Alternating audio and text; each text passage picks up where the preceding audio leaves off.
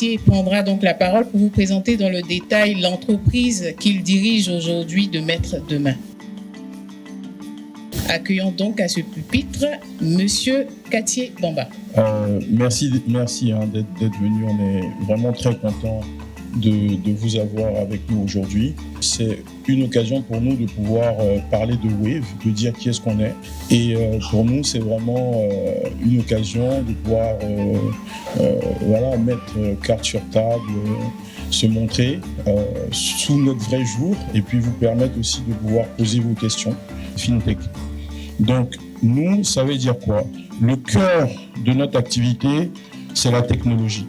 Nous avons une plateforme technologique et c'est sur cette plateforme technologique-là qu'on va greffer toute une série de services pour pouvoir adresser les besoins des populations. Je pense que c'est important de quand même faire le point sur le secteur dans lequel on exerce. Quand on parle de mobile money, je pense qu'il y a deux éléments à retenir. Il s'agit d'un secteur qui est jeune, parce que en réalité, c'est une activité qui existe depuis moins d'une vingtaine d'années, et c'est également un secteur qui est dynamique. Et j'en veux pour preuve deux chiffres. Quand on parle de mobile money aujourd'hui, c'est à peu près, par exemple pour Wave, c'est 18 millions de comptes qui ont été ouverts. Et puis quand on met ça en parallèle avec ce qui existe sur le secteur bancaire, on parle d'à peu près 5,5 millions de comptes bancaires en Côte d'Ivoire. Comme M. Bamba l'a dit, notre objectif c'est de rendre l'inclusion financière une réalité.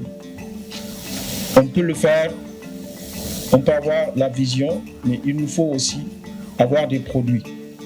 Donc pour le matérialiser, le produit aujourd'hui, ce qu'on propose en premier, c'est le compte Mobile Money sans frais. Donc pourquoi le compte Mobile Money sans frais? Parce que c'est un compte qui est facile à utiliser, c'est une application qui a été développée avec les dernières technologies, ce qu'on appelle le QR code, qui est facile à utiliser parce que c'est une application qui est téléchargeable avec App Store, avec Play Store, et qui est facile à installer. Accessible pour tous, parce qu'on n'a pas seulement besoin d'avoir un smartphone pour avoir un compte web. Donc, même les gens disposant de téléphones analogiques ont la possibilité d'avoir un compte web.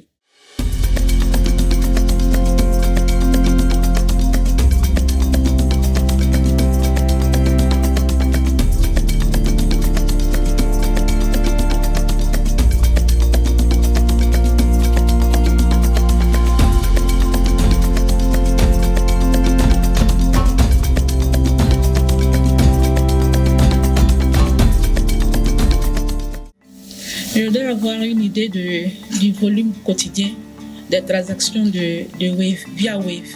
Au courant de la crise des data avec les 3 gros opérateurs de télécom en Côte d'Ivoire, la question que tous les Ivoiriens se posent, c'est pourquoi Wave n'en profite pas pour devenir un réseau mobile aussi.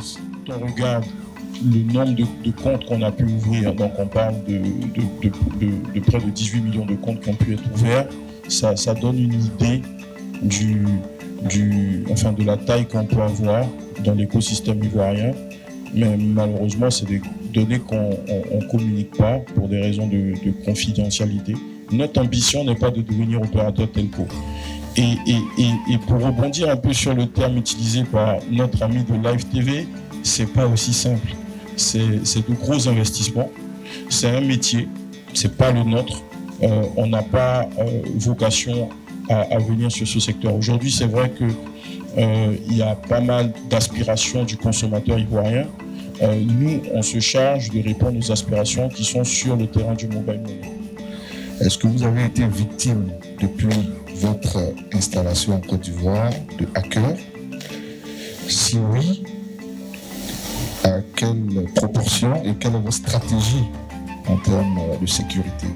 Donc il faut dire que le risque de cybercriminalité envers les clients donc du mobile money est un risque, on va dire, inhérent donc à l'activité. Donc comme vous le savez bien, tous les utilisateurs sont sujets justement à ces attaques-là, donc de différents arnaqueurs. Donc ce sont des questions que nous prenons vraiment à bras le corps et sur lesquelles nous travaillons vraiment avec beaucoup d'insistance.